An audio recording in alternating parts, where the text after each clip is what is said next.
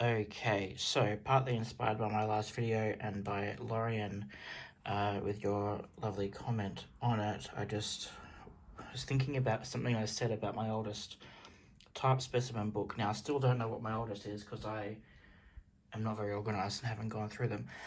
But I did remember this one. So this is the Book of American Types Standard Faces. I just love that name. By ATF, who's the American Type Founders. Beautiful book, just a plain hardback in red. Still with my Amazon receipt from when I bought it, I don't know how many years ago. Probably about 10 years ago, I reckon. Maybe not actually. Does it say? This is really important information when I bought it. Super important. Yeah, okay. 2011. Oh, I don't know if any of that's got private information on it. It wouldn't be that private now, would it? It's 11 years old. So I bought this in 2011. The main thing I wanted to show was that this book was copyright 1934. So I'm assuming this was printed then. I obviously don't know for a fact because they may have just reprinted the same book for a number of years. But basically, this was from ATF, and the point of this is to sell typefaces or fonts, which are the actual metal weights and everything. Again, I'm not going to go into the difference between typefaces and fonts right now. That could be another video. But this is basically a catalogue so that a printing company can buy the metal, bits of the letters and to use for their work as printers. So again, this is from 1930. Was it 34? Pretty wild. 1934. Yeah, wow. So it's still in beautiful condition, really lovely. It's got kind of like a glossy paper. So here you can see it's showing a few of their little things here. So that shows you sort of about how the letters would put together. So each of the letters is its own little piece of metal. I don't have any individual letters. I've just got these things, which I think I showed in my last video, but they are, are you gonna focus? Come on, camera. So this is actually from what's, I believe, called hot metal type. I think these were both from a linotype machine, although this one might have been different. Type people will tell me. So this is from Type Count 2012. And that is, I believe, Times New Roman. This one I don't remember the typeface. I'm sure somebody will correct me and tell me. But again, they're backwards because you would, like when you press it down onto the paper, it would be the right way around. But this was called hot metal type because basically you would type out your sentence if it's a linotype machine. Sorry. Oh, did linotype out? You know what? I don't know if monotype and linotype both were one line at a time, but either way, you would type out your line, potentially your whole page, and then it would create what's called these slugs, which are just hunks of lead, I believe, which is what you print with. So pretty crazy. Anyway, but before all that, before you had hot metal type, you had, is it called cold metal type? Just metal type? I don't know. Which was basically each letter is its own piece of metal. That's you would composite by hand and make what you want to have on the type. So like all of this would be individual hand set. Pretty amazing. So then we come into the actual type samples. So these are called type specimens, and they basically show off the typefaces or the fonts. Yeah, but like Pericles, beautiful. How gorgeous. I mean, obviously it's kind of like got a Greek inspiration. Just lovely. Not so much in love with that one, but it is technically interesting. Like the fact that these are individual letters, but it sort of almost looks like a handwriting script is pretty amazing. It is obviously not connected, so you can see how like none of the strokes touch each other. There are connected scripts that were done in metal, but there's that one, so it's not one of them. yeah, so basically this just has a whole lot of type specimens, and then as a printer you would contact ATF and say, oh, I really want this one, Piranesi. Okay, yep, I'm really good at names and stuff. Park Avenue, that's still around. Bodoni. I'm gonna get in trouble from someone for that. Definitely a classic design, used a lot, especially in, you know, Vogue magazine and stuff like that. So you can see how this is showing you all different styles of Bodoni. So like this is an open one, so it's got these like etched out parts to give it that character, and then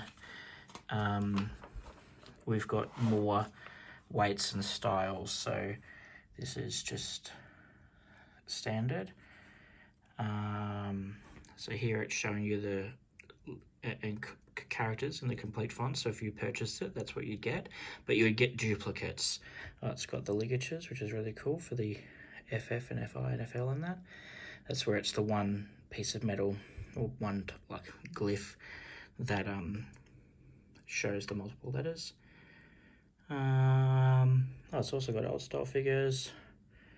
Nice. That stuff that's it today is in modern open type fonts, is lining and old style figures. So many things to talk about. But here, so basically this is like one weight, of Bodoni. This is an italic version, and then we've got like a book version, so you can see it's lighter, like it's not as bold. Oops, daisy, I hope I don't break this. Yeah, you can see how it's not as bold. And then more versions, a bolder one, really fat one. So yeah, so this has a whole bunch of different typefaces in it and fonts in it. Some lovely, look at that, that's just, oof.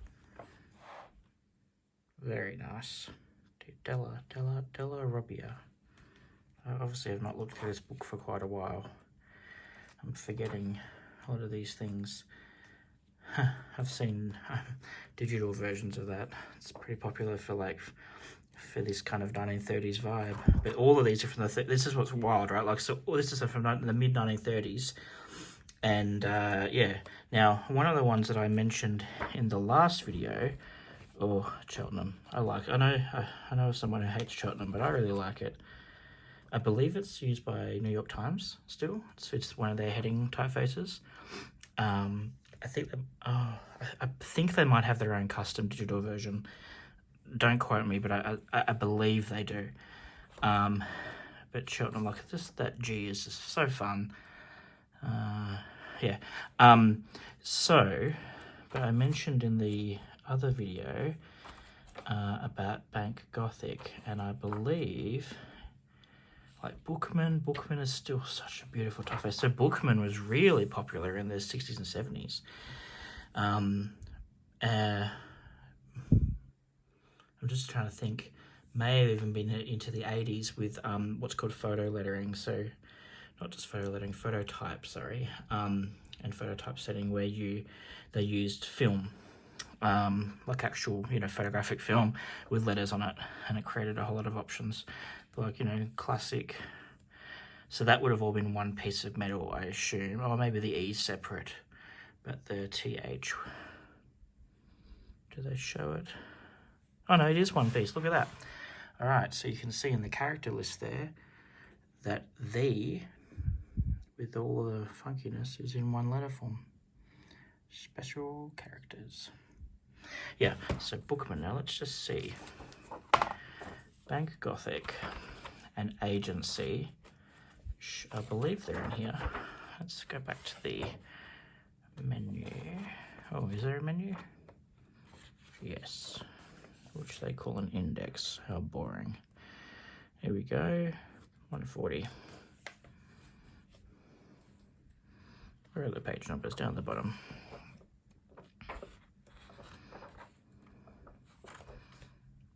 Like, look at this. Beautiful. So this here, thermotypes. What's cool about this to me as a graphic designer is, maybe I'm wrong, I thought they were different widths. I thought, yeah, like 109, 209, and 309, they are different widths. So this 109 is narrower than 209, which is narrower than 309. Oh, sorry, camera work. So that's really useful, especially thinking back in the days when this was metal. Like, but as a graphic designer, you can then use the same typeface effectively, but use the different widths to suit your line length and your heading, you know, what you need to fit on the page or in the thing. Yeah, there you go. Shows you how one is narrower than the other. And so, how handy is that? What a lovely, like, almost kind of Art Nouveau combined with Art Deco. Like, it's sort of got a mix of both going on. How cool is that? Like, seriously, I think it's amazing and I love it. Here we go, the Bank Gothics. Okay, so, well, at least some Bank Gothics. Copper plate, like, holy hell. So, as I said in my previous video, Bank Gothic, I believe it was designed in, in the last video in the encyclopedia. Let me just grab it. Oh, where is it? Where did I put it, folks? Do you remember? I put it back somewhere. Oh, did I already get it out? No, I didn't get it out. Here we go, found it.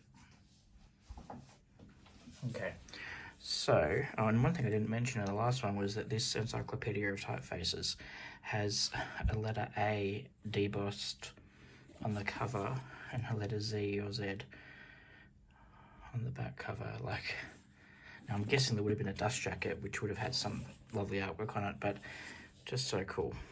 So let's now think of the indexes at the back of this one. Yeah, 207. Oh, went past it.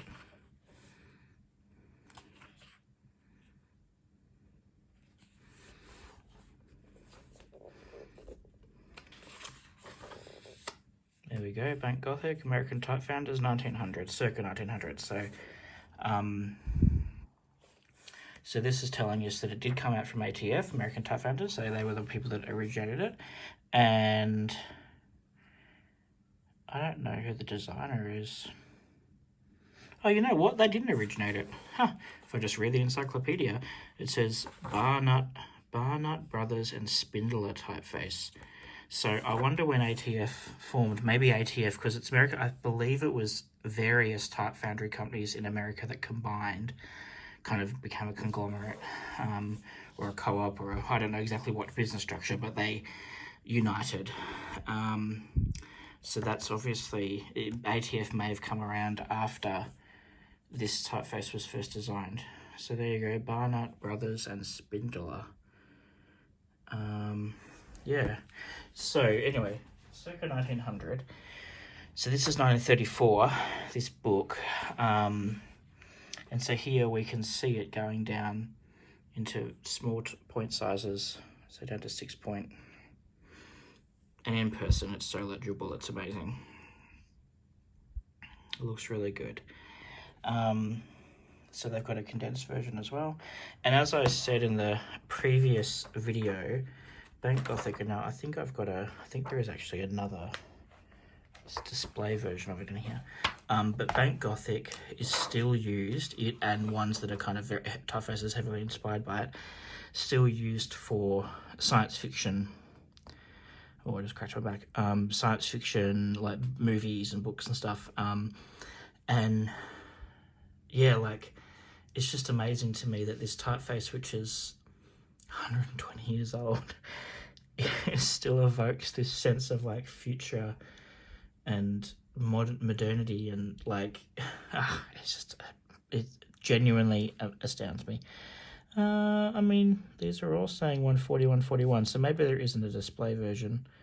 I might be thinking of Agency, which is on 164. So Agency is similar in terms of it's a square sans. Oh, here we go. There's Agency. But it does have, it does have distinct, like look at the R. Oh, you probably can't see it.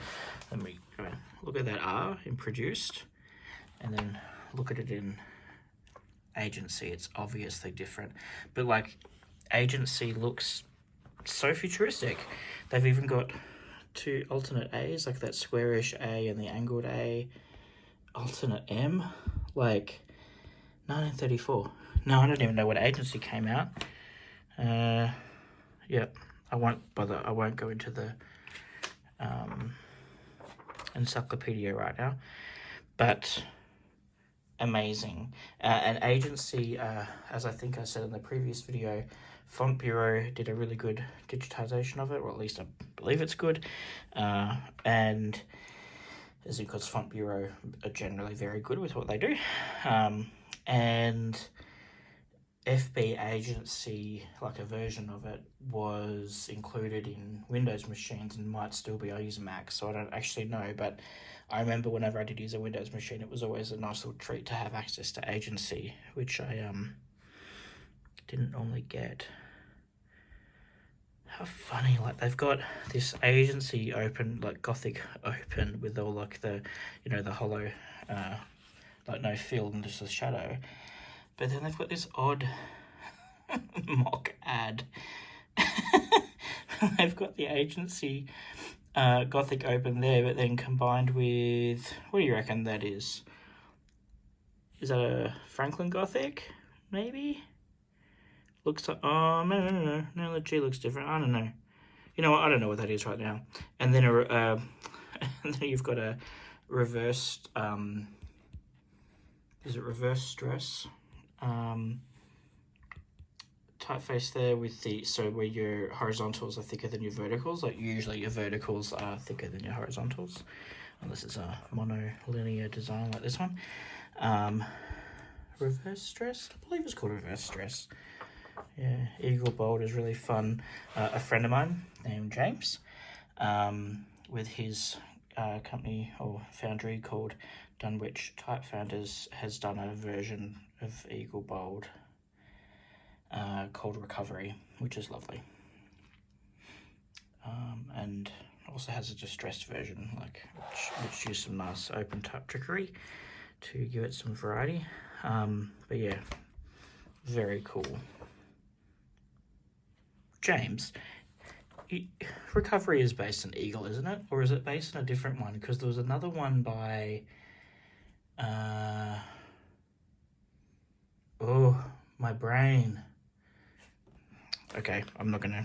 There's another typeface that's kind of similar, but maybe I'm getting them confused. I think I'm getting them confused. I think you did base it on this. It looks very similar, your design, to this one. Or Revival. So, yeah...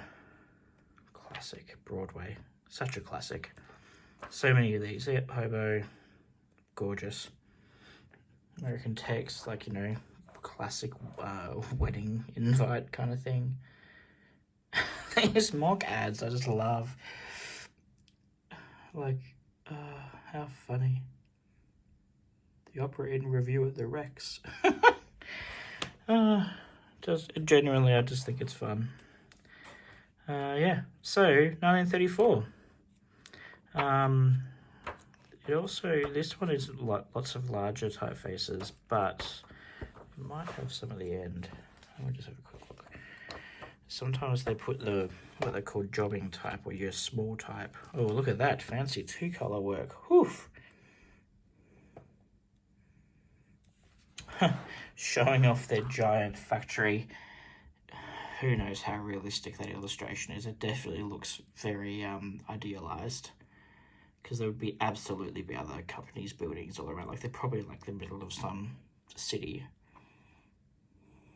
But yeah, advertising the printing press. Kelly, there you go. So those initials are interesting. More initials. Yeah, 2-color stuff. Huh. Oh, you goth kids. Oh, look at that. Like it's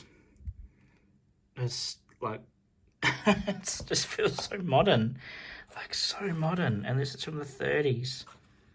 Yeah, these monograms. So basically, like these monogram typefaces, you could mix and match the letters to suit your monogram, and it will create this, whatever the shape of the monogram is that they've done for that design. So you can see the example there with MRS. And there's some borders. And so if you want it on your stationery, like your business card or letterhead or whatever, a little monogram to make it look like you got your own custom logo, but really it's just a font. It is really cool. Here we go, body type. So basically these are all typefaces intended to be used at small printing sizes. So there you go, it tells you that's a 10-point Caslin old style with italic. How fantastic. This might be heresy, but I'm not a massive fan of Caslin. Look at these, tiny. Like, there's my thumb for comparison. Like, how small is that? What is it? Yeah, like Bedoni book. Like, it's so wild to me that these typefaces were used for books, but like today we would tend to not use them. So one of the things to keep in mind is that these small, like every single weight of a metal type was custom created. So with a digital font, we have like one set of outlines that you shrink and grow as you need for your layout. With metal type, it all has to be done separately. So this point size, if you wanted to go from, let's say, whatever this is, 6-point to 10-point, they're physically different bits of metal. And that means that what happened was the type designers or the foundries could customize, like they would compensate for the optical size. So these small, like tiny ones, if you were to scan them and blow them up, which other people have done, you can Google it, basically compared to, like, let's say the heading, like a heading version. So like, this is, one of these ones, Bedoni, right? If I was to go back to those Bedoni like samples that we found near the start, oh, stymie, so it's still used. Oh, so lovely. Wherever Bedoni was, doesn't matter, does it? Oh, there you go, there's the ultra bold. Or the bold. So like you can see, like these big ones, the ratio of the thick to thin is different from the really small ones. So if you were to blow them up and put them next to each other, they would look different. Like the design is different, because basically the foundry, or the type designer, is compensating for the size that it's going to be viewed at, and so they will make it either bolder or wider or have some more space or less space or whatever it is, whatever they feel is right to suit that size. And so if you buy some of the bigger professional fonts these days, they will kind of have what they call optical sizing, and so you can pick, one that's intended to be used at really small sizes, or ones that are intended to be used really large. Obviously, one of the fun things as a modern graphic designer is to subvert that, or like take something intended to be really small and make it really big, and so let it's kind of like the character of those shapes come out. And sometimes it's just, to taste and to what's practical, but yeah, I know I like doing that. I tend to use, like, there's a typeface called Fern, by David Jonathan Ross, and it's probably my favorite typeface right now. It's just gorgeous. I've set it up to on my Kindle as my default typeface, and he made a micro version and a regular text version, the micro version obviously being intended for smaller settings. But I really like it, and so I, for a long time, was using that one, not the regular one. And I've almost never used any of the display ones. I just find the chunkiness of the smaller ones more to my liking. So yeah, there you go, an old type specimen, me blabbing for 25 minutes. If anyone watches this, I'll be amazed. Anyway, see ya.